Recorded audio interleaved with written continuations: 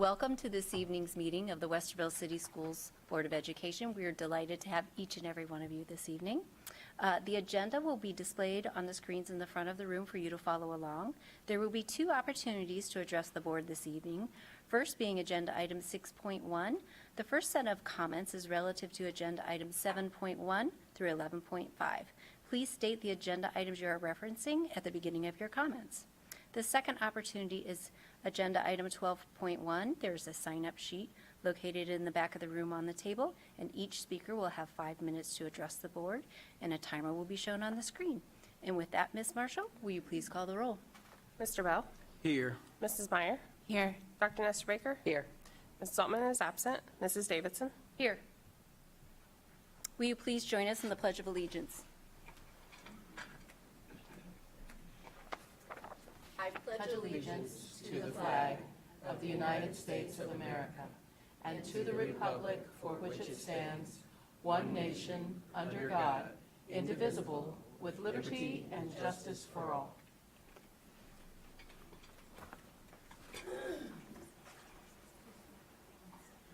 Up first tonight, 3.1, we have the 2021-2022 retirement recognition. And I would like to pass it over to Mr. Bell and Dr. Nancy Nestor Baker.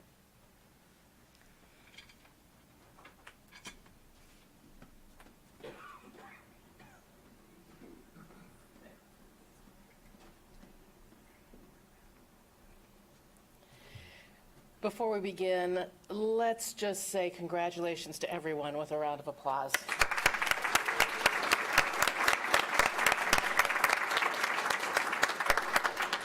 I'd like to invite the board to come to the front, please. I wanted to applaud before we asked the board to come up front so they wouldn't think it was for them. We are absolutely thrilled that we are able to recognize our retirees in person and to share with you how very important your contributions are to this district. Collectively, the Westerville City School District is losing 741 years of district experience from our licensed and classified staff. 741. That's amazing. We are sad because we're losing such phenomenal employees, but we also rejoice with you as you start these next new chapters in your lives. And regardless of where this next phase of life's journey takes you, please know how very proud we are of the work you've done during your time here. And remember that your legacy will resonate for years to come as the students whose lives you touched and guided move into their adult years, become successful, and pass those lessons on to others. And as your peers remain to carry on the good work of raising children into the future. Seeing the results of your work provides us with an optimistic outlook on the state of our schools, the state of our community, and even the state of our country, all because you chose to touch the lives of children. We wish you long, healthy, and happy retirements, even though we know yours are very big shoes for us to fill. Now, this year's retirees will be honored very much like a graduation. Each retiree in attendance will be called up to the podium, and we ask that you stand facing the audience as we will share 3 words that your coworkers say best describe you. So you can sit there and worry about that for a few minutes. You will then proceed down the receiving line. Some of you will receive an envelope this evening. Others will receive those envelopes through interoffice mail or through regular mail. So don't worry if yours isn't there. It's on its way. And with that, Vaughn, let's begin. Okay. I have a renewed sense of admiration and appreciation for all of the persons who will be announcing and calling the names this upcoming weekend, and how much effort it takes to practice names to make sure we get everybody's name correct. So hopefully my practice will pay off this evening. Our first honoree is Jeffrey McMillan from Blendon Middle School.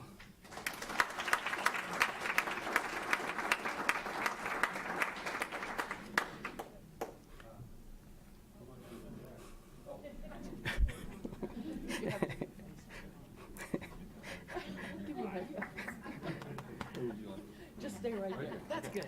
Okay, after 25 years of dedicated service, your co-workers have described you with these three words: dedicated, empowering, and caring. So let's celebrate Mr. McMillan.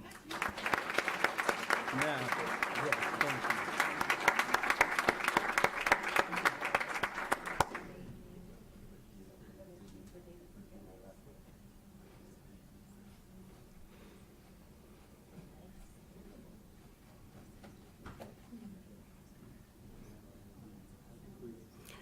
Envelope.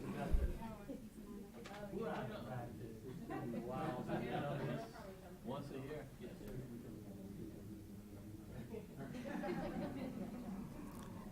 Once again for Mr. McMillan. Our next honoree is David Elliott.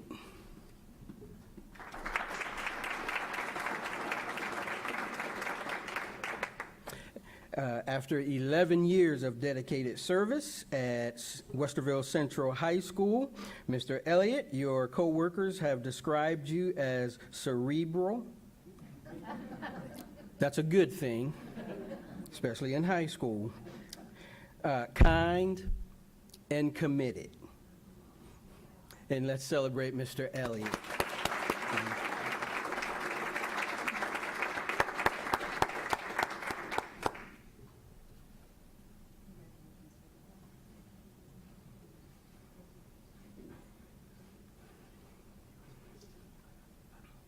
Thank you, Mr. Elliott.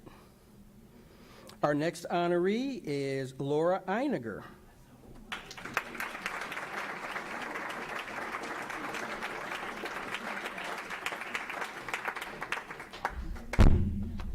So good to see you. Sorry. Laura serves here out of the district home office. And Laura, your coworkers have described you as reliable, caring, and committed. And since we served together for so long as part of the Martin Luther King Legacy Project, I would add compassionate and charitable to that list as well. Let's celebrate Laura tonight.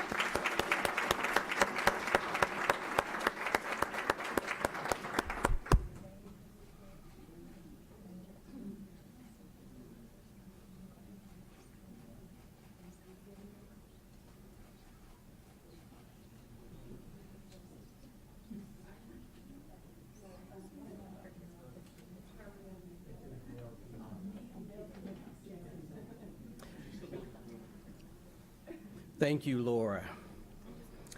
Our next honoree is Kathy Chiro.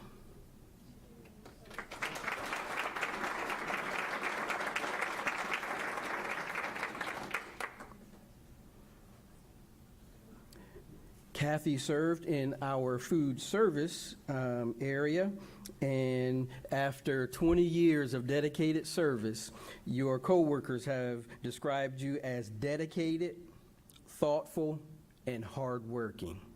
Thank you so much.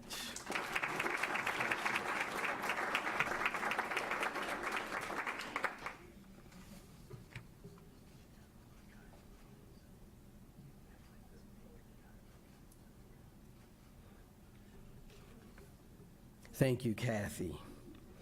Our next honoree is Linda Cole.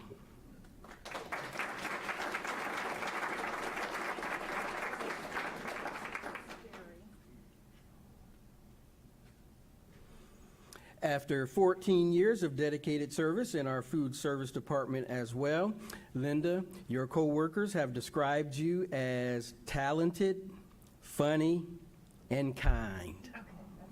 So, thank you so very much.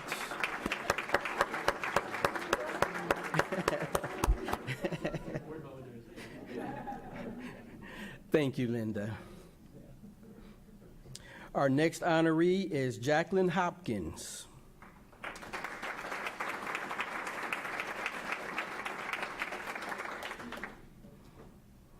After 13 years of dedicated service, also in food service department, your coworkers have described you as thoughtful, organized, and dedicated.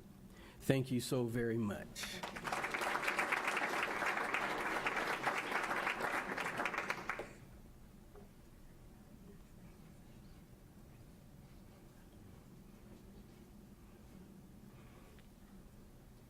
Thank you, Ms. Hopkins. Our next honoree is Deborah Weinman.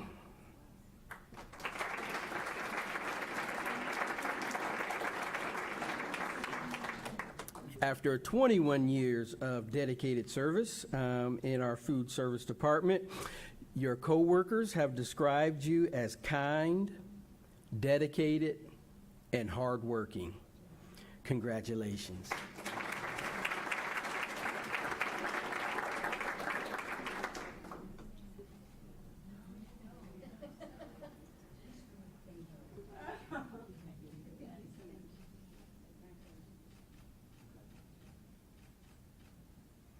Thank you, Deborah. Our next honoree is Janelle Ginth.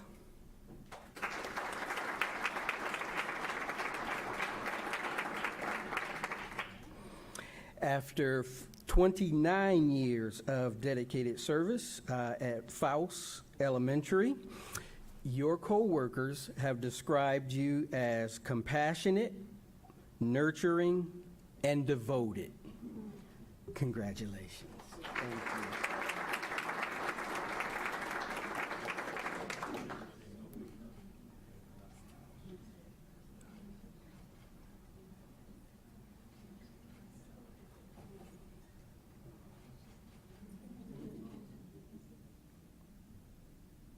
Thank you, Ms. Ginth. Our next honoree is Greg Mitchell.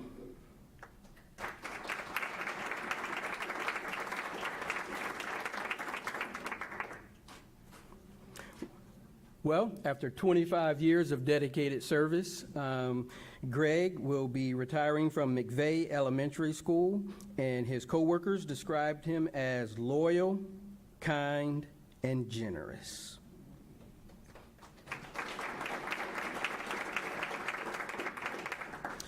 Our next honoree is Kim Mollahan.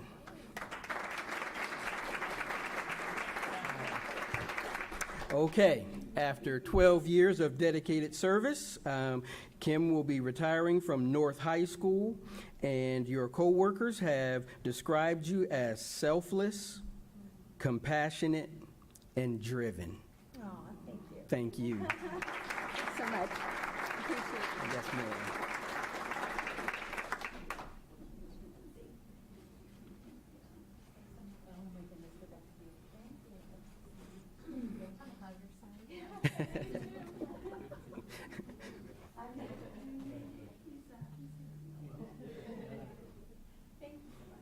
Thank you.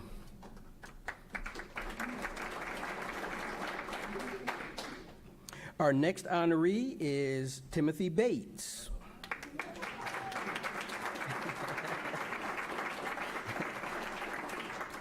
Mr. Bates, after 35 years of dedicated service, will be retiring from Westerville South High School.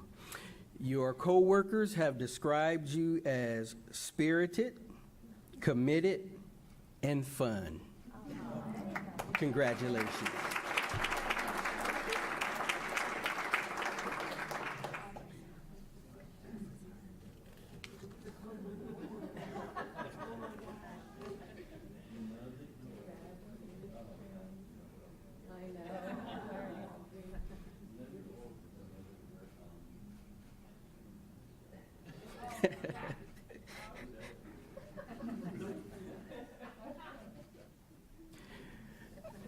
Congratulations, Mr. Bates.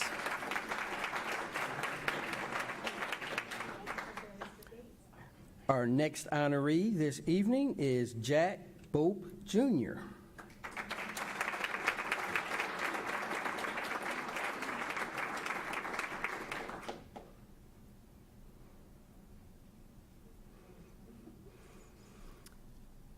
Jack will be retiring after 17 years of dedicated service in our transportation area. And your coworkers, are you nervous? How they described you? Okay, here we go. They didn't follow the rules, okay? They have described you as pleasant, clowns around, and genuinely positive. Congratulations.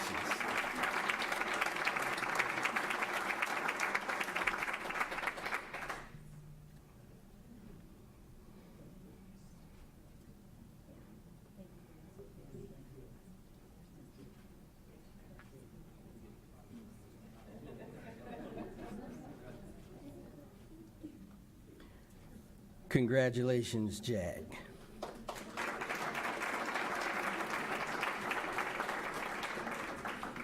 Our next honoree is Cynthia Russell.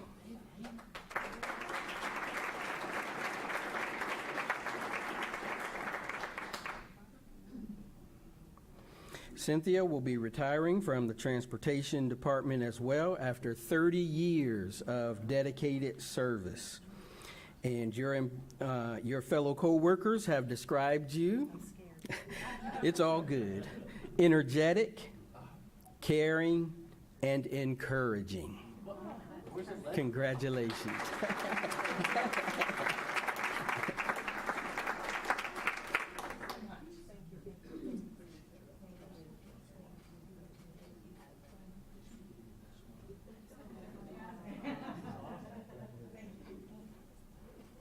Congratulations, Cynthia.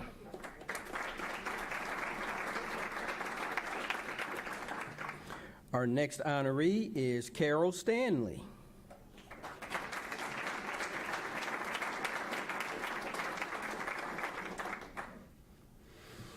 Ms. Stanley will be retiring after 24 years of dedicated service from Walnut Springs Middle School. And your coworkers have described you as committed, passionate, and devoted. Congratulations.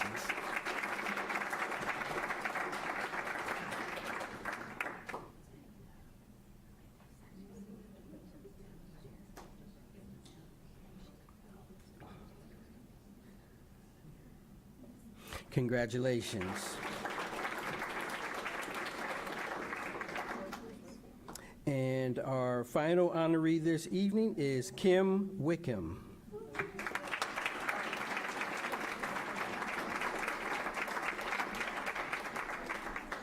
After 36 years of dedicated service, Kim will be retiring from Whittier Elementary School. Your coworkers have described you as dedicated, selfless, and knowledgeable. Congratulations.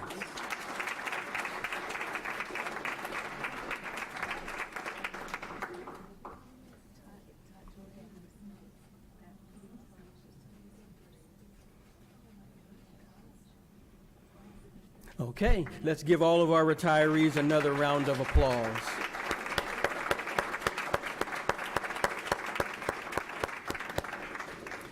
Thank you very much. At this time, we'll turn it back over to President Davidson. We'll pause for a brief moment. Unless you would like to remain for the rest of the meeting, you're certainly welcome to do so, and we invite you to.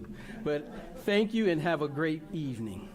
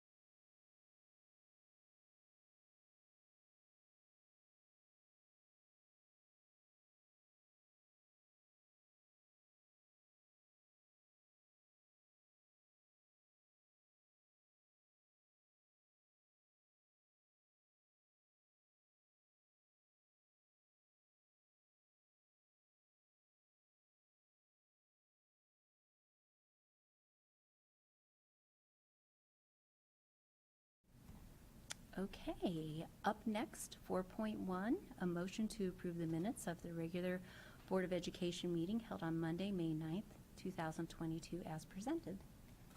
So moved. Second. Any questions or comments here? Hearing none? Mr. Bell?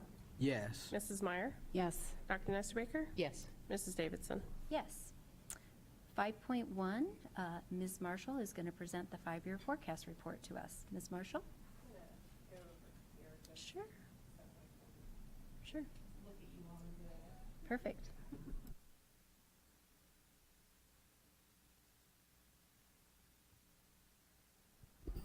All right. Thank you, President Davidson, members of the board. This evening, we're going to go over the spring update. So it's the forecast that's due in the spring by the end of May. So this is just an update from November's forecast that was approved in the fall.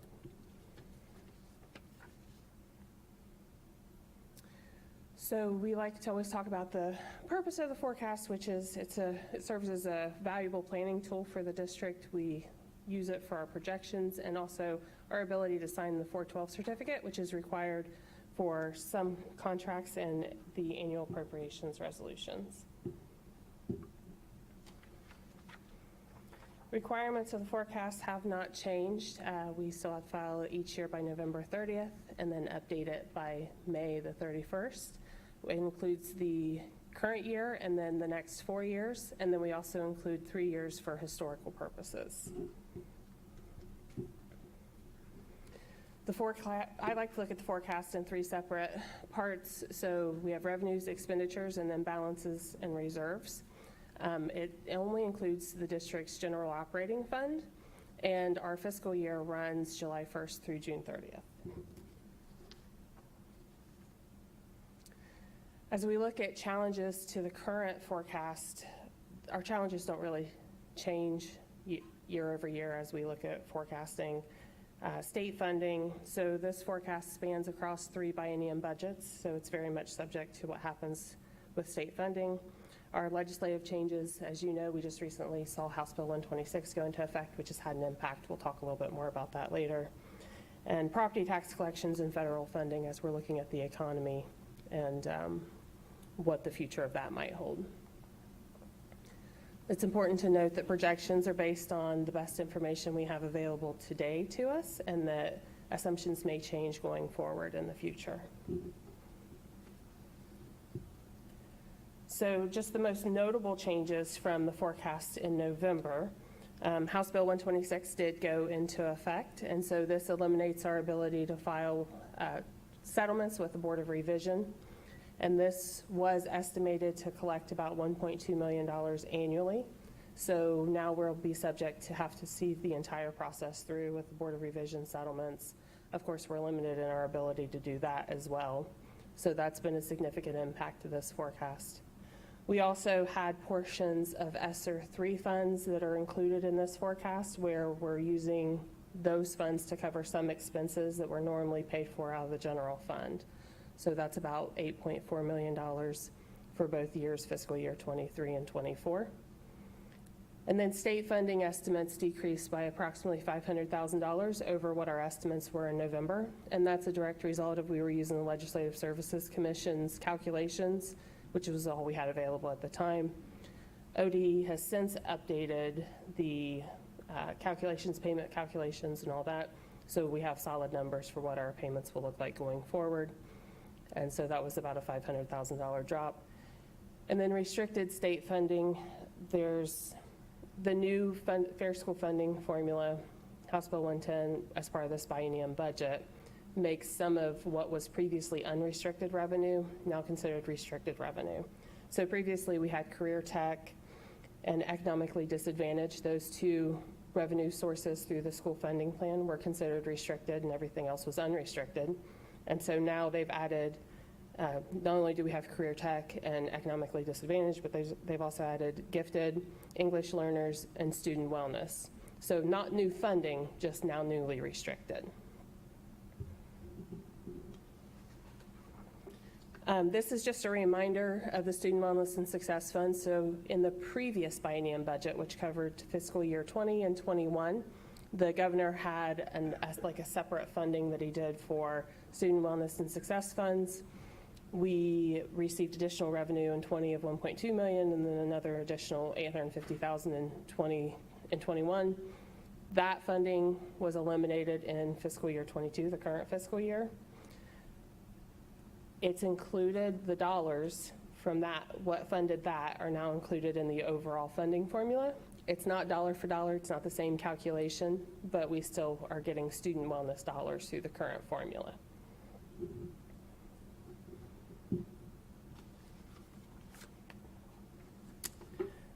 ESSER funds, so this is the same slide from November. We had 3 rounds of ESSER. So ESSER 1 was $2 million, ESSER 2 was $9.5 million, and ESSER 3 was $21.1 million. Those are the latest to spend ESSER 3 is September 30th of 2024, and they had staggered dates for when all the money had to be spent. While the ESSER funding is not included in the 5-year forecast, it only includes general funds, it does save the forecast, the general fund dollars, as we're paying for stuff out of the ESSER funds versus the general fund, which is why we mention it. So looking at overall revenues, issue 8 that was approved by voters, just a reminder that started collecting in calendar year 21. And we had our Fair School Funding Plan as part of the current biennium budget, which started this current fiscal year 22. And that was partially implemented by the state legislature, so not fully funded. And then we eliminated the estimates for the Board of Revision settlements since the passage of House Bill 126. Just a snapshot of revenues. So our actual percentages in fiscal year 21 were 62% local property taxes and 31% state funding. Property taxes, so we had a full year collection on the new levy in the current year, fiscal year 22. So those are estimated to be around 67% this year. And looking at projected in fiscal year 26 on this forecast, those local property taxes are projected to be about 68% and state funding about 27% if revenues work out the way this shows.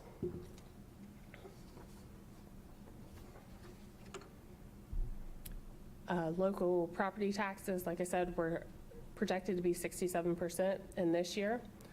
Collection rates, which are usually hover around 99%, 22, the current year, we estimate at 98.6%, so not too far away from that 99%. And then fiscal year 23 through 26, we have at 99%. Like I mentioned, the 5.9 mil operating levy is included in here. So this year is the first full year collections. And then our tangible personal property taxes include about 2% of total revenues, and we'll see slight growth just with the operating levy.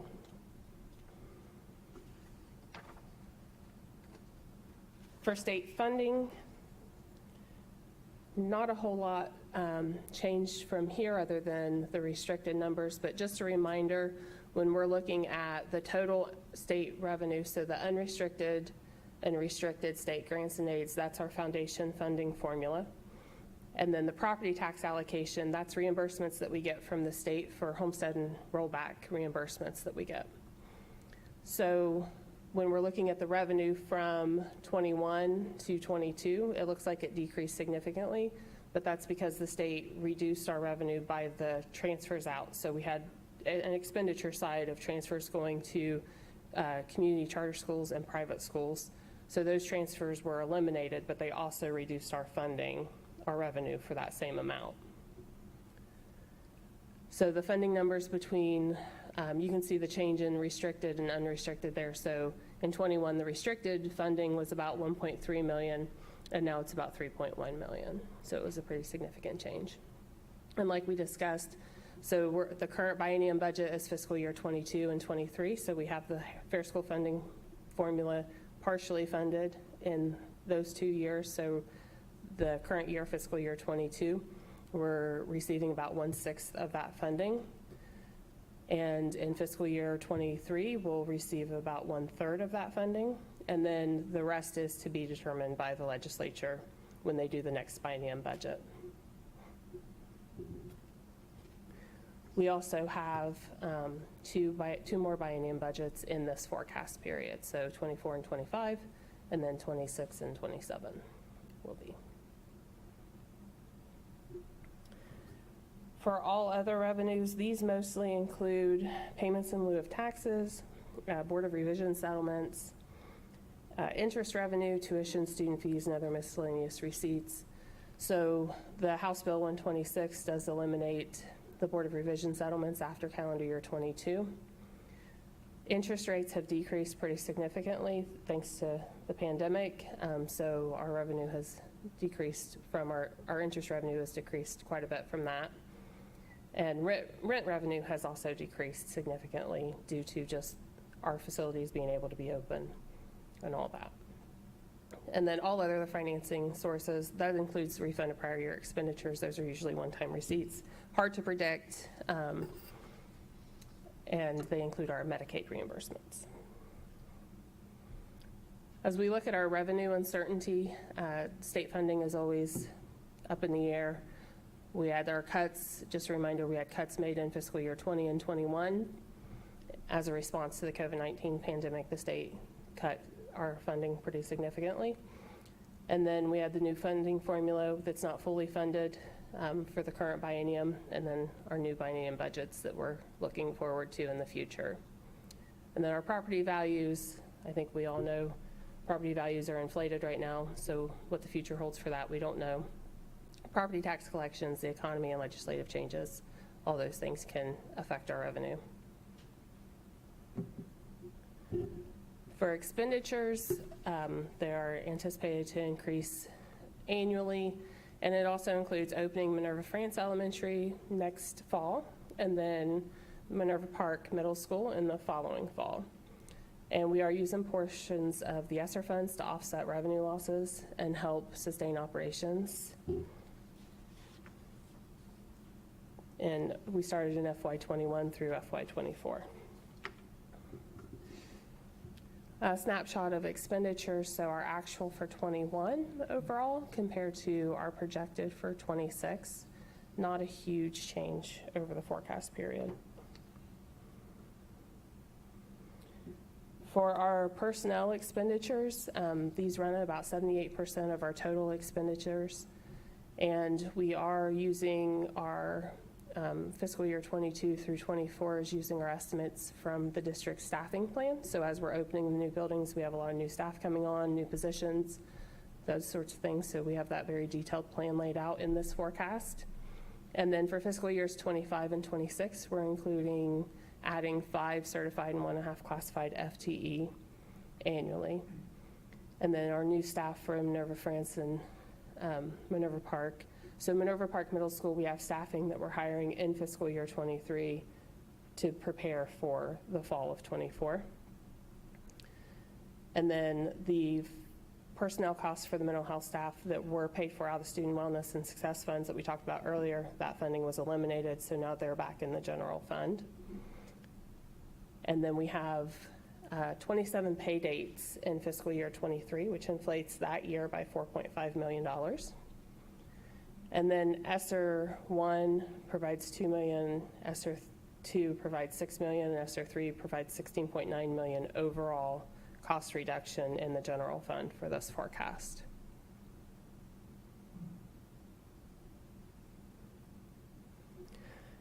So for all other expenses, that strike through was on purpose, so those were eliminated as part of the Fair School Funding Plan. We were happy to see those go. If you look at the purchase services line, you can see a significant reduction of about $7 million from '21 to '22, and that is a direct result of the new funding formula that eliminated those transfers out. So we're thankful for that. And then everything else, so for materials and supplies, textbooks, software licenses, and consumable items that don't have long-term useful lives. The biggest cost here is our curriculum materials, of course. We follow a curriculum adoption cycle. So our curriculum department does a nice job of laying out a 5-year plan because those things can ebb and flow depending on what's coming up. And then the same thing for capital outlay. So we have equipment, technology, things like that in that line. And so our technology department puts together a 5-year plan that we have plugged into here that follows that. Expenditure uncertainty is staffing needs, the educational needs of students, economy, inflation. Inflation, this forecast was adjusted slightly for more inflation than what we anticipated in the fall. Healthcare costs, legislative mandates, and the continued pandemic, which hopefully we're on the other end of that, but you never know.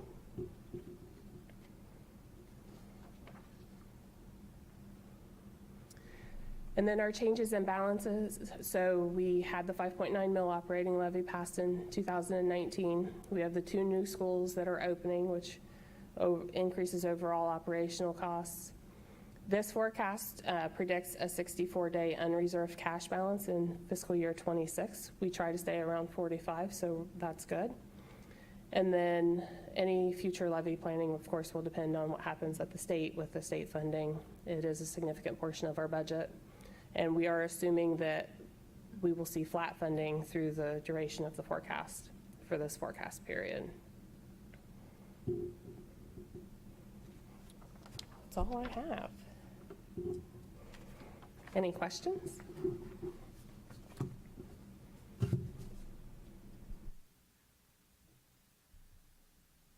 A couple of comments. One is how thankful I am for the ESSER funds. You know, I usually rail against various things that are done to and for us, but I am very thankful for the ESSER funds. They have had a significantly positive impact on the forecast, doing a lot of good for us. So that's really good news. One thing I think it's important to notice, and you did point this out, is fiscal year 21 actual locally funded proportion of our expenditures was 62%. So 62% of our funds were generated from our community's taxpayers for specifically generated levies for this school district. However, we're anticipating a shift to about 68% in fiscal year 26, which is a pretty hefty amount of money. The millions of dollars that we are looking at being generated by our local taxpayers in support of this school district, even in the face of some positive legislative changes around the Fair School Funding Act, primarily because it's not being fully funded, we're seeing that. So we are seeing that trajectory continue for higher levels of local support. And that is always, on the one hand, it's worrisome because it requires those of us who live here to continually have to step up and pay more for support of the schools. On the other hand, I think it does say some very interesting things about the economy of this particular community as well, because as the community, the school district itself recognizes economic success in its property tax valuations, there tends to be a greater burden that school districts pay in those kind of communities. But it's just something I want us to keep in mind, that increase in the local burden for taxpayers for the school district. But I also think it's important to keep in mind at the same point as we're looking at that gap growing, to also we're looking at over the course of this 5-year forecast, an increase of about 2% in our expenditures. So it suggests to me that we are looking at what may not be evident, I think, to a lot of people, which is prudence in how we are looking at our numbers, how we're looking at our expenses, how we're looking at our revenues as well. So those are just all comments, things that occurred to me. And then I do have one question for the superintendent, even though this was the treasurer's thing. Where are we as we look at the 5-year forecast? My thinking about our numbers going forward, where are we in the discussion around development of the technology plan and budget? So we're still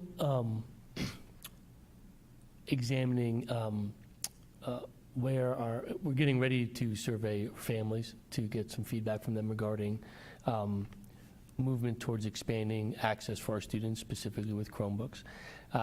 We also want to engage our staff in that, and I think that's probably going to be more appropriate at a later time. This is not the time of year to go surveying our staff.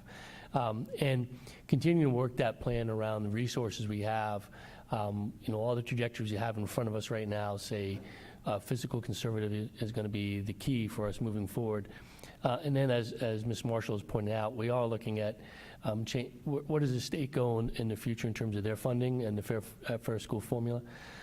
So we're going to look at continuing to listen to our staff, listen to our families about their needs and what they want to see, realizing that programmatically, I think it's a need we're going to have to address as we move forward, and working creatively to find a way to do that and continue our path forward fiscally and our financial forecast so that we're not putting ourselves into a bigger deficit than we want to be in the future, something that our community won't support. So we'll continue engaging, looking at, and being creative moving down the line. I think there's opportunities.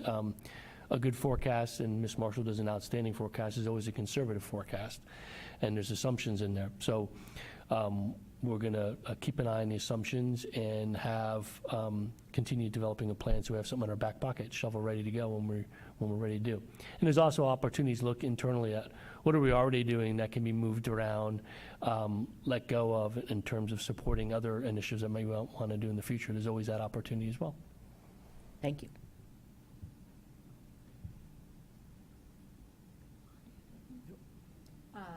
Just quick comment. Nicole, you do a really nice job making the forecast understandable, but also digestible at the same time, so thank you. And just one clarification, at this point, we don't have in the forecast one-to-one devices, correct? No, that is not included in the technology plan that's in the forecast. Just wanted to clarify that to make sure people understood. Okay, anyone else? Okay, let's move on. We do not have any public comments this evening. That takes us to financials. 7.1, may I have a motion to approve the financial report and investments for April 2022? So moved. Second. Ms. Marshall, you want to talk to us about this? Yes, so this is our April 30th month-end report. So for our general fund, we had year-to-date receipts of $193.4 million, year-to-date expenditures of $157.2 million, and we ended with a general fund unencumbered fund balance of $174 million. For all funds, we had year-to-date receipts of $257.7 million, year-to-date expenditures of $246.1 million, and all funds unencumbered fund balances of $255.7 million. And just a reminder, June 30th is our year end for this report. Any questions or comments? Hearing none? Mr. Bell? Yes. Dr. Nestabaker? Yes. Mrs. Meyer? Yes. Mrs. Davidson? Yes. 7.2, may I have a motion to approve the 5-year forecast? So moved. Second. Any questions or comments here? Ms. Marshall? Dr. Nestabaker? Yes. Mr. Bell? Yes. Mrs. Meyer? Yes. Mrs. Davidson? Yes. 7.3, may I have a motion to amend fiscal year 2022 annual appropriations? So moved. Second. Ms. Marshall, you want to talk to us about this? Yes, thank you, President Davidson, members of the board. This is just a cleanup of some appropriations as we're coming towards the end of the year here. So we have an increase in the food services line item, and this is due to an additional grant that we got due to the federal supply chain issues. There's some funding from the feds for that. We have several budget adjustments that are decreasing budgets just based on where we are ending up at the end of the year. And then we had an allocation increase with the Refugee Children's Federal Grant, excuse me. And then we had some fee refunds from the county auditor, so that reduced our bond retirement fund. And then we have an increase to the turf replacement fund and capital projects. And our self-funded insurance plan, we are increasing due to claims cost increase here, the plan's running rich at the end of the year, so. And a small decrease in a special trust. Any questions? Hearing none? And I did want to mention, we'll likely adjust these again before the end of the year with the updated forecast and all that too, so. Sure. Sorry. Mrs. Meyer, Yes. Mr. Bell, Yes. Dr. Nestor Baker, Yes. Mrs. Davidson. Yes. 7.4, a resolution to approve the purchases in accordance to ORC 5705.41 and Board Policy 6320. May I have a motion? So moved. Second. Ms. Marshall, you want to talk to us about this? Yes, so these are then and now purchase orders. So what this means is that we didn't have a purchase order in place prior to the invoice date. This is for Columbus State's College Bookstore, so this is part of the College Credit Plus program where we pay for books and things like that for students attending College Credit Plus courses. We did have a purchase order, it just wasn't enough to cover the entire purchase for this period of time, so we need the board's approval to approve it. It was budgeted, just not in a purchase order. Okay. Any questions or comments here? Hearing none? Mr. Bell, Yes. Dr. Nestor Baker, Yes. Mrs. Meyer, Yes. Mrs. Davidson. Yes. Would it be okay if I did the personnel consent? Okay. Okay. May I have a motion So moved. 8.1 through 8.17, the personnel consent agenda? So moved. Sorry. Second. Yeah, welcome, Scott. We Bar's way too high. yeah, you've got to dazzle us tonight. Thank you. Good evening, President Davidson. I think I hit it with my. Thank you. Good evening, President Davidson, members of the board, Dr. Kellogg, and Mrs. Marshall. I would like to present to you for your consideration tonight's personnel consent agenda. The items in tonight's agenda mostly represent our regular action items with regard to resignations, hiring, changes of assignments, and contract status changes. There are a few items, however, that I would like to note in tonight's agenda. Tonight, we are asking the board to consider and approve the following. There are 10 licensed and 15 non-substitute classified resignations before the board this evening. Now, that number is a little bit higher than in the last few consent agendas, but not unusual for where we are at the time of the school year. Among those resignations are Westerville Central Principal Tom Lanier and Assistant Principal Roshan Parker. Both will be heading a little bit closer to home, and we'd like to thank them for their leadership at Westerville Central High School and wish them both well in their next chapter. We welcome to our district 3 non-substitute classified employees and 7 licensed employees, one of whom is with us now, and that's Jeremy Regula, who will be a teacher at McVeigh Elementary. Would you like to introduce your wife? This is my fiance. Oh, fiance, all right. She's like, yeah, that's what I'm talking about. Got a job, gonna have a wife. We have 6 licensed change of assignments for the board to consider this evening, including the first of 6 gifted teachers relocating from Emerson to Hanby as a part of the magnet expansion. The other 5 will be on upcoming board agendas.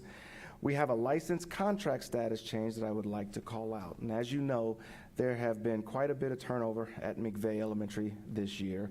And through it all, Jason Fullen has maintained a steady hand of leadership.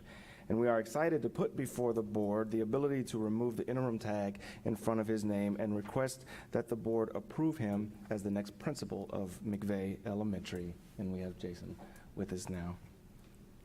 There are several one-time pays for the board to consider as we are in full swing for preparing for summer intervention, summer teacher training, and other activities. It is also the time of the year for the board to renew contracts. We have 43 continuing, 41 year, and 46 two-year classified contracts before the board tonight. And we have 29 continuing, 59 one-year, 199 two-year teacher contracts, and 31 administrative contracts for the board to consider and approve. We have a memorandum of agreement between the board and the Westerville Education Support Staff Association, which will standardize the elementary secretary 2 workday to 8 hours across our district. Lastly, we do have one retirement for the board to consider this evening, and that is Ms. Linda Cole, who will be retiring from her position with the Food Service Department with 14 years of service to the district. And that takes us to 2008, where the United States elected its first African-American president in Barack Obama. Jamaican sprinter Usain Bolt bolted his way onto the world stage in world record fashion at the Beijing Olympics. Heath Ledger wasn't joking when he showed everyone how to play the Joker in The Dark Knight. And in 1987, Steve Rothstein brought a lifetime unlimited first-class American Airlines ticket for $250,000. However, by 2008, his 10,000 flights cost American $21 million. And even though Steve Rothstein didn't, his lifetime pass died. But wait, there's more. Jill Beck asked that I do a little blurb for all of the retirees. And she's not with us tonight. She's with her family, and our thoughts are certainly with her. But as you know, what Jill says, we do. And so, as Nancy pointed out earlier, we have over 740 years of combined classified and licensed retirement. And that takes us way back into the 1200s, into the 13th century. And I got to tell you, I had to dig deep. By the end of the 13th century, we saw the end of the Crusades on the Holy Land, and the Knights of the Round Table had to find their way back to King Arthur.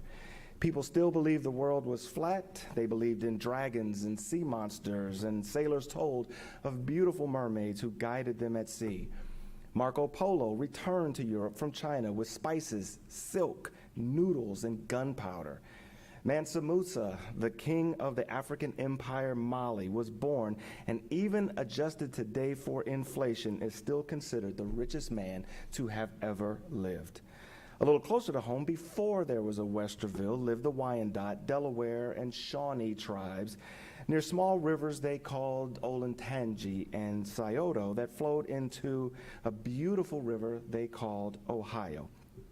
And a curious math problem, and I wasn't a math major, if you were born in 1969 like me, there or abouts, and every 30 years you doubled your ancestors, 2 parents, 4 grandparents, 8 great-grandparents, so forth and so on.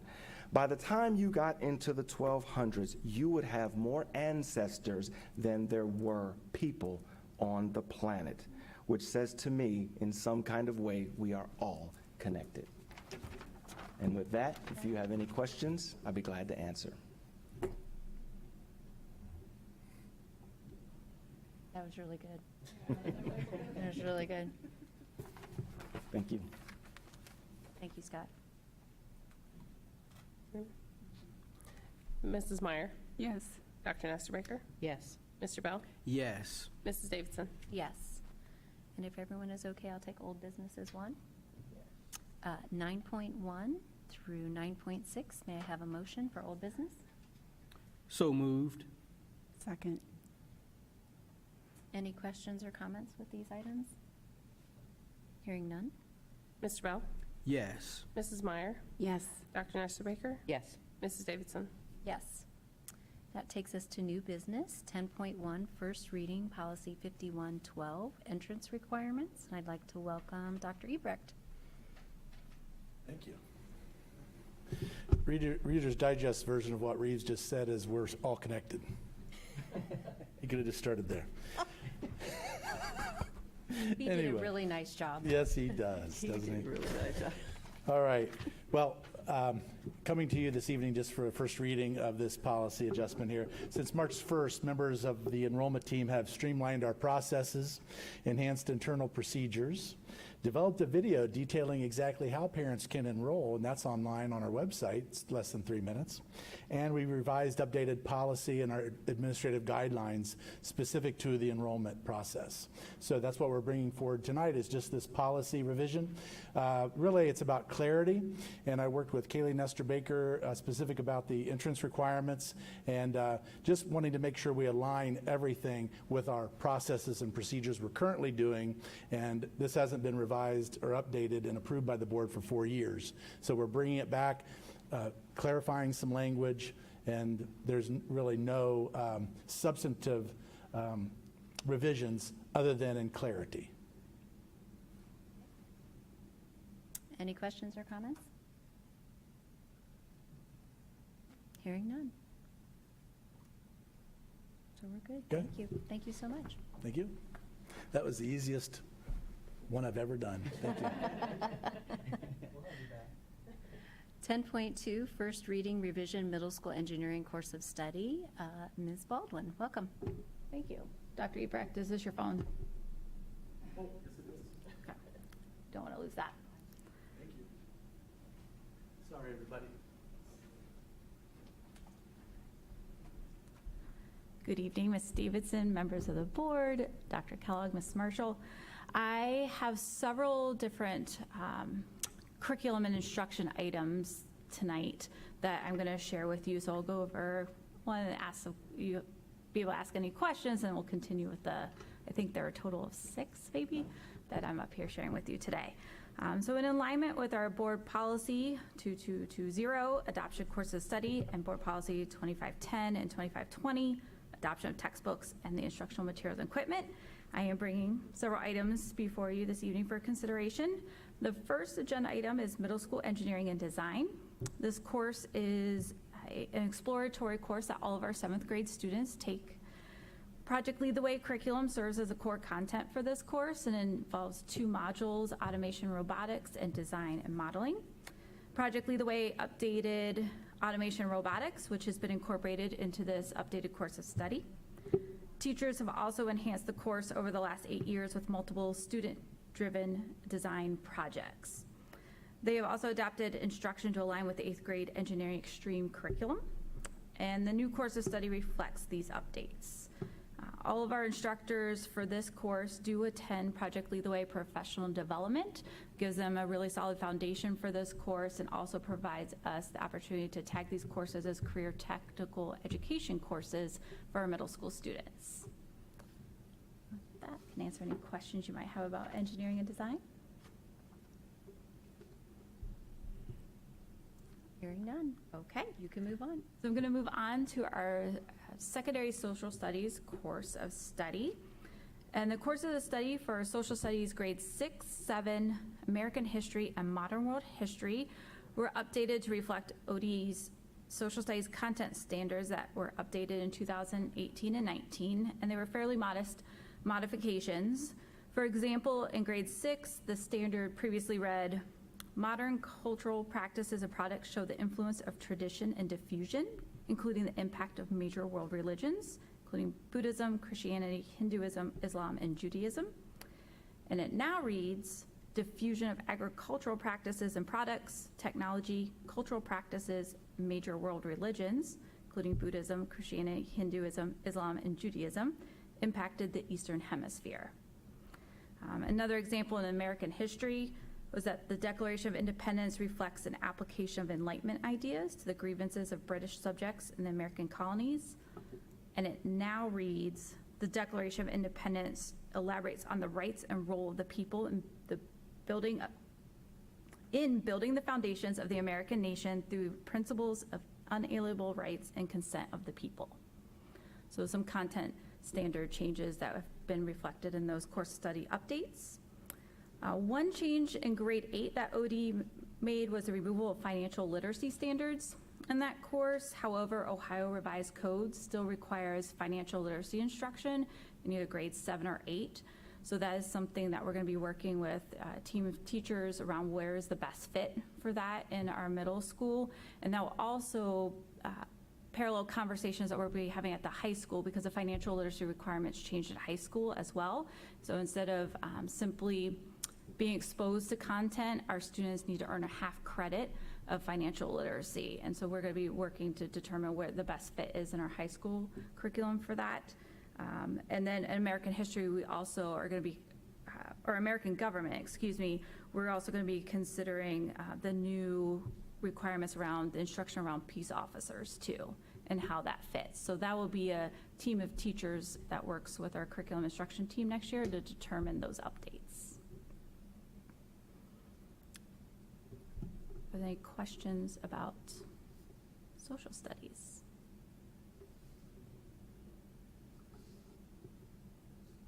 Hearing none. Okay. Our next set of revisions are for English learner, course of study revision, an additional new course, a new course name, and materials. So Westerville City Schools continues to welcome culturally and linguistically diverse immigrant students. Our demographics are dynamic and unpredictable, so the English learner or EL department is adapting our 6 through 12 course of study to best meet the evolving and various needs of our English learners. Students at the secondary grade levels must be able to acquire English language proficiency while simultaneously grappling with rigorous grade level content.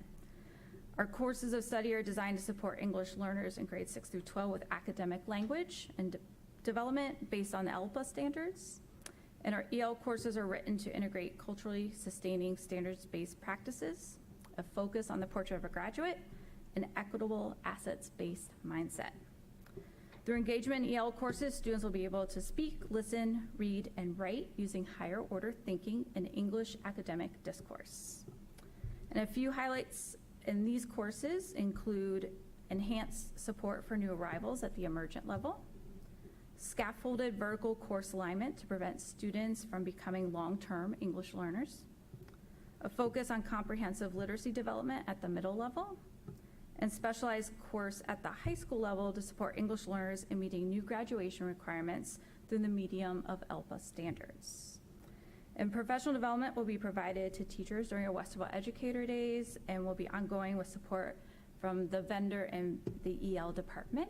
And we do have 2 of our EL specialists with us today, and the resources that are being recommended by the department who's worked with their team of instructors are available for viewing here, and then we're going to be sharing those resources at the public library. We'll have a table set up. So going back to pre-COVID days when we make those resources available for the next 2 weeks, the community can have a chance to review those and provide feedback that we'll share with you too if we receive that. I don't have a question, but I have a comment.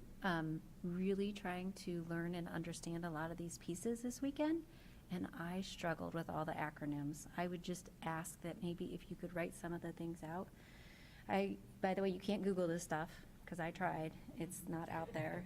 Tried all kinds of different things. But again, just trying to understand, so if any help with the acronyms would be so greatly appreciated. And I may ask you some questions offline. Just trying to learn a lot more about it.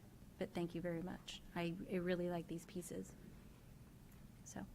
I'm really excited about our senior strategies course that's being, as one of the new courses or revised courses that's coming forward. Yeah. And excitement to think about how we're helping students meet those graduation requirements, focus on portrait graduate, and really getting ready for the next step too. And I was very pleased to see Portrait of a Graduate called out specifically, both in this piece and in at least another piece, for sure, another. And I agree, Tracy, I think it's a really good idea to have, like a glossary that goes with it. So when we have, as we have had, our curricula online, to have that glossary there as well would really help. We have some pretty strong curriculum, and I think it only helps people with their understanding of it if they get the lingo, so to speak. And also, while we're making comments, could you, in a very brief little bit, explain for people who might choose to watch this or whatever, who are not as familiar with our curriculum development process, just a brief overview of how we develop curriculum and who is or has the opportunity to be involved in that? Sure. And then, Mr. Ralph, you can help me out too if I miss anything from the curriculum development piece, but we begin with our teachers and our state standards and look at what changes there may be. And then our teacher teams will meet with our curriculum and instruction specialist.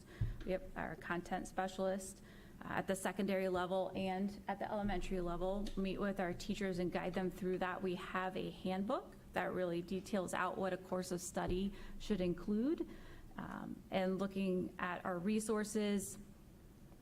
We also have been working in our district equity team to around a rubric to also, when we have a lens at looking at our resources, that we are looking at from all angles and making sure that we're choosing resources that represent our students.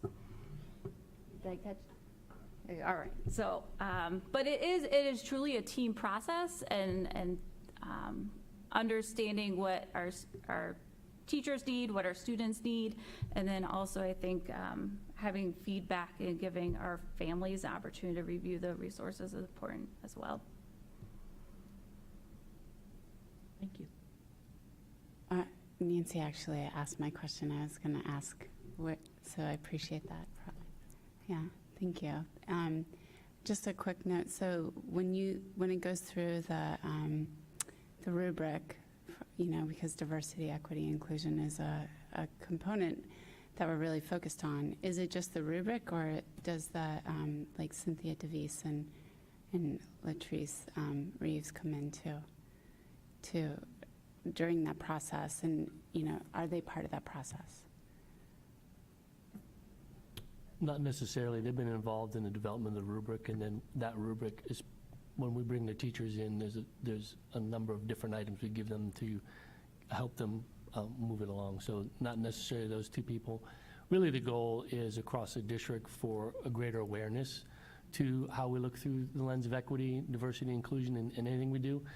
Because there's things that we choose as the board chooses to adopt, and there's also things that teachers use for that teacher moment. So we always want that lens.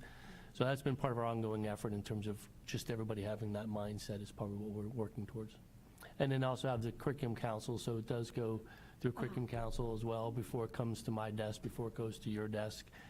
The first reading here this evening is an effort to let the community know that this is out there for them to review as well, with a second reading when the board acts on it, so there's opportunity for staff input. I do appreciate the note of putting materials back out. That's something we had gotten into pre-COVID that we'd gotten away from. I think that's a good way for our community to be able to come through and thumb through and see what we're adopting for materials. So we want the process to be professionally embedded with our educators and transparent to our community at the front end as we move along. So thank you, Ann, for covering that. And thank you for mentioning curriculum council, because that is an important piece. And for our secondary curriculum council, we have instructors from each school too that will listen to the presentations and ask questions and take it back to their teams in an effort to ensure that our entire instruction team understands what changes are being proposed. So then the community has 2 weeks from tonight to go to the library and check in other sources. The resources there tomorrow. Okay. Thank you. I was going to make one more comment, and I'm not trying to derail your presentations. You're rolling along. I actually am really proud of the curriculum development process we have here, and it is substantial as regards its involvement, and it is well embedded as regards the history of the district. As we look at the relationship between our licensed staff at the building level and the classroom level, at the administrative level, as we look at how those professionals interact together, and as it moves through all of the steps that are laid out as regards curriculum development and approval in this district, it maintains it has maintained to this point at any rate, a very good balance between the identification of what must be done and the protection of the professional understanding of how best to do that. And I think that's extremely important. So kudos to all who have been involved over the course of many years in the curriculum development process here. It is strong.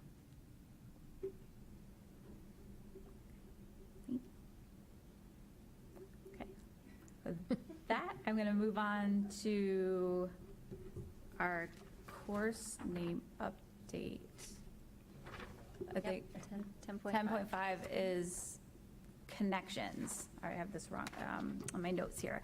So for Connections course, the team of teachers of literacy skills for college and career readiness, or LSCE, which is a course that all of our students in 6th grade take as an exploratory course, have made updates to the course of study and determined additional materials for this class. The course reflects a portrait of our graduate competencies and learning and practicing skills in context. This Connections course will allow students to authentically explore and discover their interests and their aptitudes and provide opportunities to connect them to future course offerings and career paths. New class name was requested by teachers to better reflect the purpose of the class and one that was more relevant to the course content.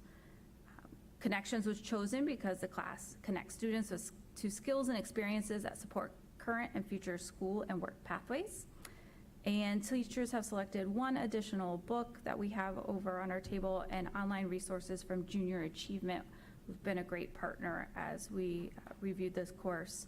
And professional development opportunities are ongoing with our team that teach this course. Any questions about Connections? I have a quick question, Anne. Is this where the students take StrengthsFinder too in this course? Our students have in the past, have taken StrengthsFinder. They'll take a career cluster inventory, and we're looking at what kind of resources we do. We want them to discover their interests and how they connect to the career clusters. Is it possible that parents also get those results? Because I know in the past that wasn't at least the case. I don't know if other parents had wanted it, but learning about it was so interesting.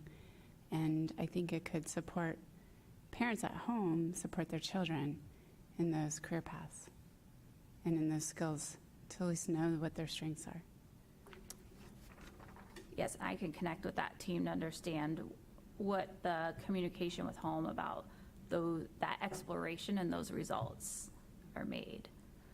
As we look to onboarding some different resources around college and career readiness too, and you'll hear a little bit more about school links in the future and how we can connect families to that resource too, so they can see what their students' interests are and how those might connect to opportunities in 8th grade through elective choices, and then high school with our multiple pathways. Thank you. I think that'd be really helpful.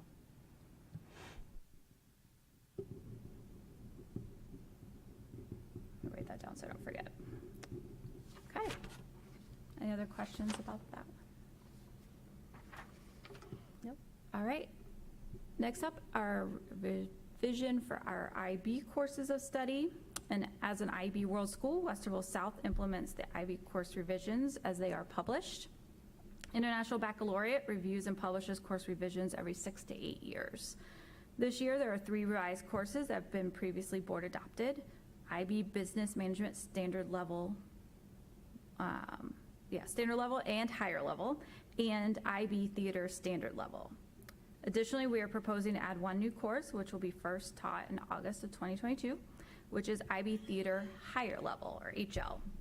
Many of our students have completed the IB Theater HL assessments and earned credit through IB over the past 3 years, and the adoption of IB Theater HL will provide an opportunity for our students' work to be reflected on their transcript as such. And then a new component in the business management revised syllabus includes that students will produce a research project about a real business issue or problem facing a particular organization using conceptual lens. The students will gather information from interviews, customer surveys, and other marketing tools to inform their recommendations for a business plan. We're pretty excited about some content opportunities there for students to do authentic research.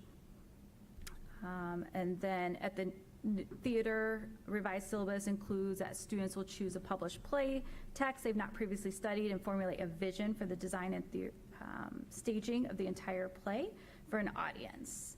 And the ideas are presented in the form of a proposal. And then teachers attend professional development with IB to implement these new courses or courses of study. Any questions about IB? IB and in general, I'm assuming that all the fiscal impact components that are listed were part of the plans that were put forward into the 5-year forecast? I sure hope so. So do I. Those are part of the Yes. curriculum instruction Yeah. budget that gets forwarded in. Yeah, like I mentioned, our curriculum department does a nice job putting together 5-year plans for me to incorporate into the forecast. So. Thank you, Ann. Thank you, Nicole. All right, and then my final piece that I'll get to share with you this evening is around psychology, sociology, and geology. So courses of study and materials for psychology and sociology include revisions aligning them with current national standards. And the state standards and model curricula are not provided by ODE, so we align with the American Psychological Association and American Sociological Association. Teachers selected class sets of McGraw-Hill textbooks for both classes, and students will also have access to digital versions of the textbook in Schoology. And those are resources that are available on the table as well. And then for geology, the course hadn't been updated recently, and we have seen our enrollment more than double over the last 3 years. Revisions include aligning the course study, the Ohio Department of Education's geology content standards that were updated in 2018. Teachers build a curriculum in Schoology, which includes labs and investigations, demonstrations, multimedia resources, formative and summative assessments, project-based learning, and nonfiction texts. So we're really excited about that course and some of the hands-on opportunities that our students have to learn geology. That concludes. You did a secondary wonderful proposal. job. Any questions? Hearing none. All Thank you right. so much, Ann. Thank you. 10.8, first reading new materials purchase for elementary science, and we'd like to welcome Ms. Relford. Welcome. Thank you. Got to lower that a little bit. Good evening, President Davison, Dr. Kellogg, and Mrs. Marshall, and members of the board. I bring before you a recommendation from our Science Adoption Committee and Elementary Curriculum Council. It's a request to purchase new materials for K-5 science. The committee reviewed several products and selected Mystery Science as the resource. By purchasing the resources for next year, it will allow teachers to have hands-on experiences, extended practice, and collaboration while using a comprehensive inquiry-based resource. The K-5 science course of study will be developed throughout next year and full board adoption occurring next spring. The committee advocated for us purchasing Mystery Science as the resource because they wanted an opportunity to define the connections between next generation standards and the resource. Teachers want time to work through and dig deeper into the program, and they hope to yield a more comprehensive course of study developed by teachers. This aligns with our policies, curriculum development 2210 and selection of instructional materials and equipment 2520. And the total cost is about $144,000, $144,984. And for students, the feedback we're getting is it is a very hands-on opportunity for learning for kids.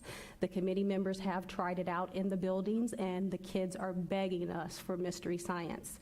We did also put out a survey to parents as well and got a lot of positive feedback from parents. So just know that we have explored getting feedback from all stakeholder groups. Any questions about science? Sounds fun. Yeah, it does. Thank you. 10.9, the first reading new materials purchase for elementary social studies. So I want to just remind you of the fact that we have been working with both the Science and Social Studies Adoption Committee throughout the school year. The Social Studies Adoption Committee has taken a different approach, and the recommendation is as follows. They would like to request the purchase of new materials for the members of the Social Studies and Social Studies Adoption Committee. The committee reviewed several products and selected Savvis, and there is a brochure on the back table for each of you to pick up, and I did include a link with Jill Beck, so you have access to that as well. By purchasing the resources for next year, it will allow the committee members to have hands-on experience, extended practice, and collaboration while creating the K-5 social studies course of study. Again, full board adoption will occur next spring. We are fortunate that the Savis, our vendor, is willing to provide the teachers with the teacher kits. So the purchase amount for this, for committee members would be $22,000 and $22,550.40, and that is just for the supplemental interactive guides for students. All other teacher materials will be given to us for free for the committee members to implement, which is a plus. This program does align with our social studies Ohio learning standards, and the committee members want an opportunity to spend more time collaborating next year so that they can create the course of study, which is a little different for elementary. Normally, we would create the course of study, we'd bring you a draft, and we would go through that process. But in listening to teacher feedback, they're asking that they be a part of the creation of those courses of study, and we want to honor their request. Any questions? I like that approach. Thank you. Yeah, thank you very much for that. We've heard them loud and clear. Hearing no questions, thank you for joining us this evening. Thank We you. appreciate it. Okay, recommended action standing business, 11.1 donations. May I have a motion, please? So moved. Second. We are just so very grateful for all of these donations. They make such a huge impact for our students and staff. Any other comments? Okay, hearing none. Mr. Bell? Yes. Mrs. Meyer? Yes. Dr. Nestor Yes. Mrs. Davidson? Yes. 11.2 overnight field trips, and Ann Baldwin's back with us. Okay, may I have a motion, sorry? So moved. Second. All right. Good evening, Ms. Davidson, members of the board, Dr. Kellogg, and Ms. Marshall. We have 3 different out-of-state overnight field trips that are taking place this summer, so none of our students will be missing any days of school. Not anything outside of the country like our typical requests have been recently. One is for our IB CAS group to go do service work. Another is for our central yearbook team to learn more about creating a yearbook at Kenyon, and then one of our basketball teams attending a camp. And I'm happy to answer any questions you may have. What is the cost to the district for, what is it for? Usually there is 0 cost to the district on these, and I see that for the yearbook workshop there is an estimated cost to the district, just a few $100s. But I was just curious as to why there is a cost associated with this one. Do you know? So that cost is from our building account is going to be paying for the instructor to attend that, and then academic boosters at Westerville Central did support the students attending that That's good. Thank workshop. These are great opportunities. you. Mhm. Hearing no comments. Thank you. Thank you. Mr. Bell? Yes. Mrs. Meyer? Yes. Dr. Nestor Yes. Mrs. Davidson? Yes. 11.3, student candidates for 2022 graduation from Westerville Central, North, and South High Schools, pending completion of all local and state requirements. May I have a motion? So moved. Second. We have 3 motions in 2 seconds. It's so exciting. It is so exciting. Does anyone want to say anything? Everyone want to say something? Okay. Sure. It's really exciting. Congratulations to all the graduates. It's a really exciting time.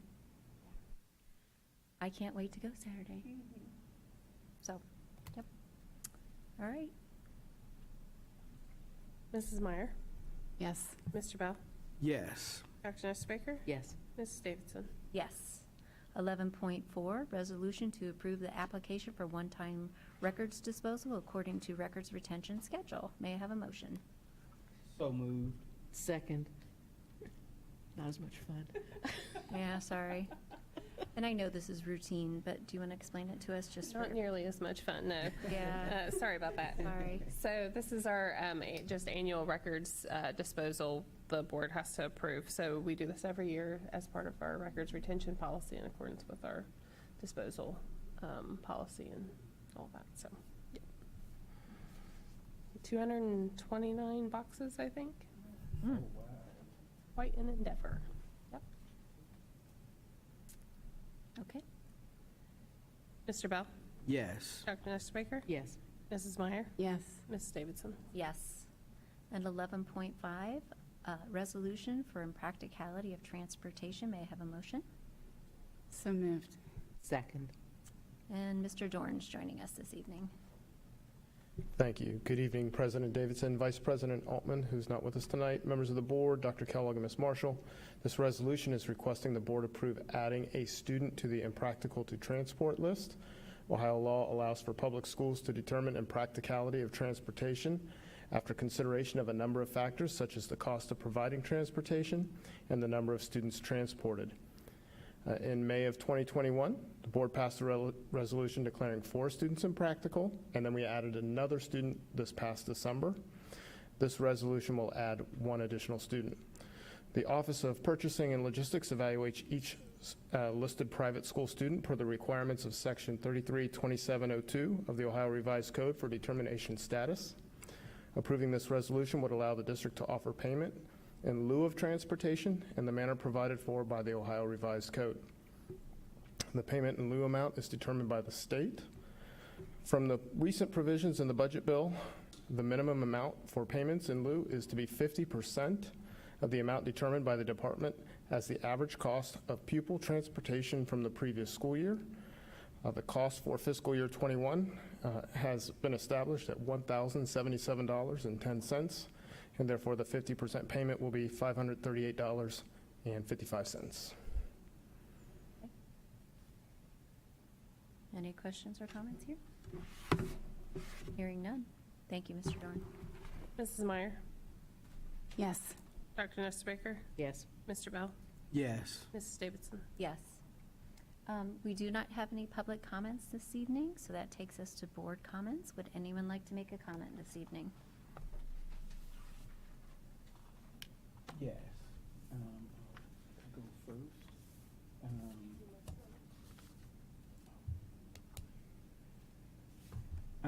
I'd like to begin this evening by, first of all, congratulating all of the retirees that we had an opportunity to celebrate earlier this evening during our meeting. Thank them really for all of their years of dedicated service to not just the students, but also to their fellow co-workers and to our families and community.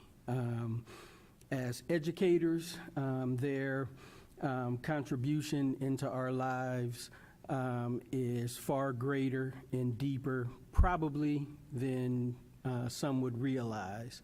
And they have the awesome opportunity of being able to pour into young lives concepts, precepts, principles, but more importantly, love that those students will remember literally for the rest of their lives.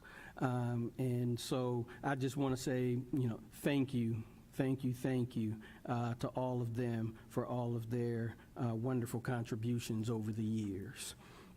I would also like to say real quick, I had an opportunity today. I tried to do this, COVID kind of change things up for everybody, but I like to try and visit buildings and be able to spend some time with some principals, administrators, and just take a walk around the buildings. And so I have a couple of Westerville City School students that are a part of my congregation, and I've been telling them all year long, don't worry, pastor's going to come visit you. I'm going to come visit your school. And I looked at the calendar and realized I only had 3 days left to actually make good on my promise. And I've also been making the promise to Mr. Clinkscale down at Hawthorne. I've been promising him, don't worry, I'm going to make it down to visit your building. And so this morning, with 2 days to spare, I got to go down, spend some time with Mr. Clinkscale and his staff, and just to be able to share a little bit, allow him to share with me a little bit about the great things that are happening at Hawthorne. Hawthorne is, as I'm sure you all know, it's our largest elementary school with over 750 students. It has the most ESL students in the district. It has the most economically disadvantaged student population in our district. It has one of the most diverse populations in our district. And so as I was talking with him and sharing, he started pulling stuff up and sharing with me. And I was like, okay, you got to stop right there because I got to actually write this down so I don't forget.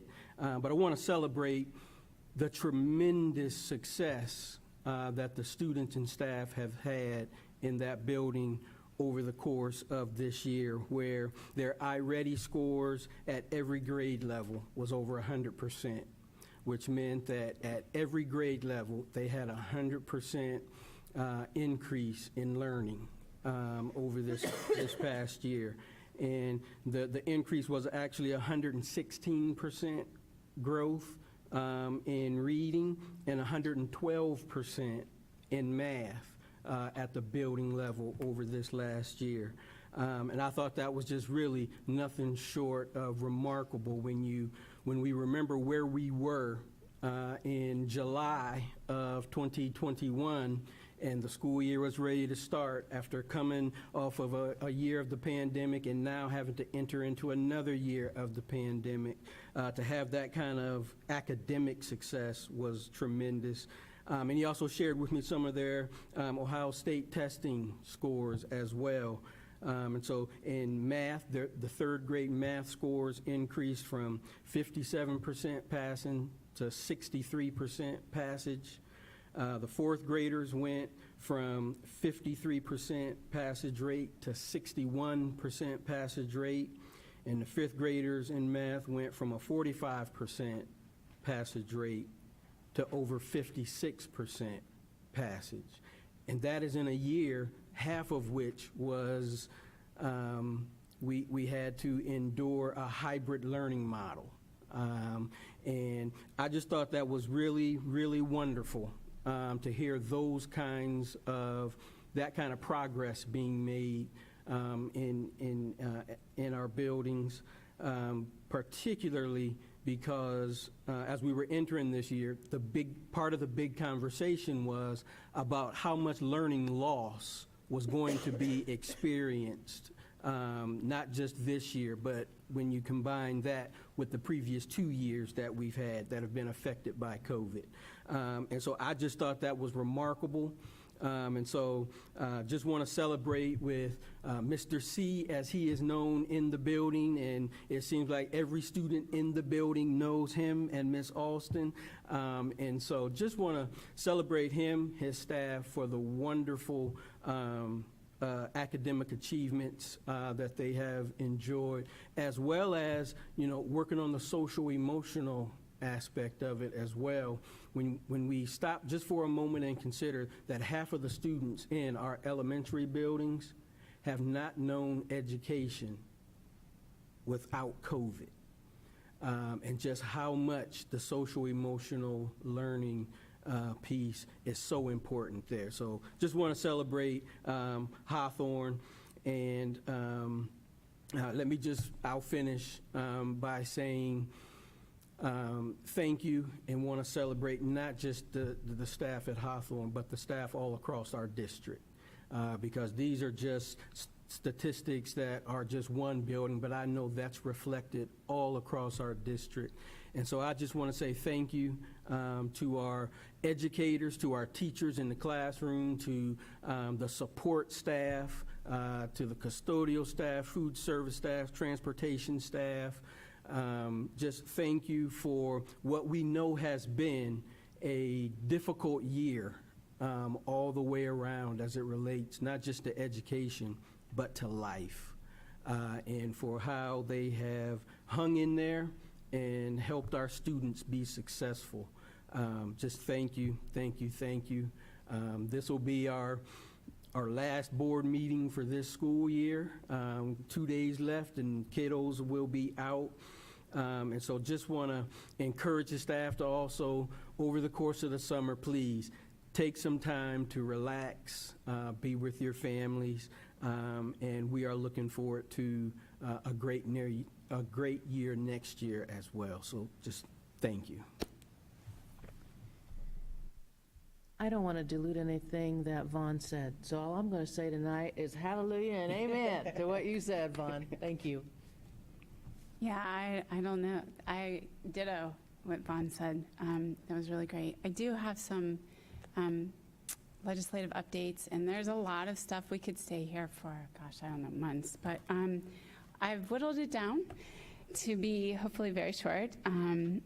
So just wanted to let everybody know that the Senate Primary and Secondary Education Committee amended House Bill 583, which would extend the current temporary flexibility for school districts regarding the educational requirements of substitute teachers until June 30th, 2024.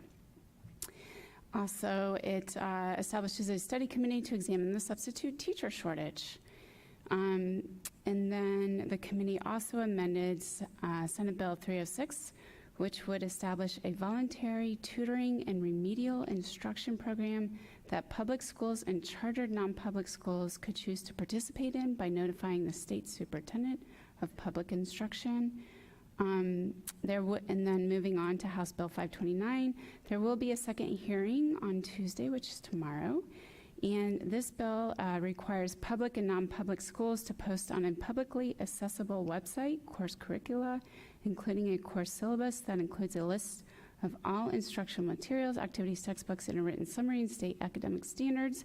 We already do this, so I'm not sure what that's about. And House Bill 606, which would require public and chartered non-public schools to create an individualized seizure action plan for each enrolled student who has an active seizure disorder diagnosis, has passed the House Primary and Secondary Education Committee, and it also requires each school to have at least one employee trained in implementing seizure action plans, and will require students to receive age-appropriate instruction on seizure disorders. Pretty sure that we do a very good job of taking care of our students, but that's something that should be noted. House Bill 492 is on its third hearing tomorrow with a possible amendment, and this would require school athletic coaches to complete mental health training each time they apply for or renew a pupil activity program permit and provide evidence of completed training to the state board. So I'm just going to leave it there. There's a lot going on. And the General Assembly will be going home July 1st. Good. How much did they increase our funding by, Nicole? Was that flat line? Yeah, okay. Oh, there's so much more, but I'll spare you. Thank you for doing that and updating us. Yes. It's greatly appreciated. Yeah, you can't top Vaughn tonight, so just congratulations one more time to our retirees. And then I want to say a big happy birthday to my 17-year-old sweet baby boy today, who reminded me this morning that I've missed almost every one of his birthdays because of a graduation or a board meeting. So just being consistent, making me feel great about it. But no, he's fine. But I told him I was going to get it on record, and he said no because it embarrassed him. So of course I did it. So We should sing to him. That would really do it. Oh, yes. Yeah, and he knows there's no one here, so it's, there's, yeah. Public now. Yes, on record. So thank you for bearing with me. 14.1, the board will meet in a special session on Tuesday, May 31st, 2022 at 6 p.m. and on Monday, June 13th, 2022 at 6 p.m. for a regular session here at the Early Learning Center.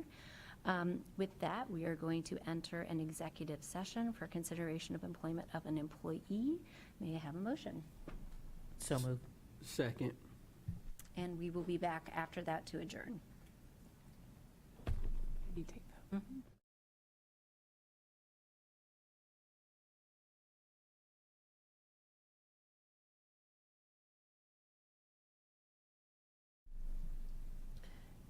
Dr. Nestor Baker? Yes. Mr. Bell? Yes. Mrs. Meyer? Yes. Mrs. Davidson? Yes.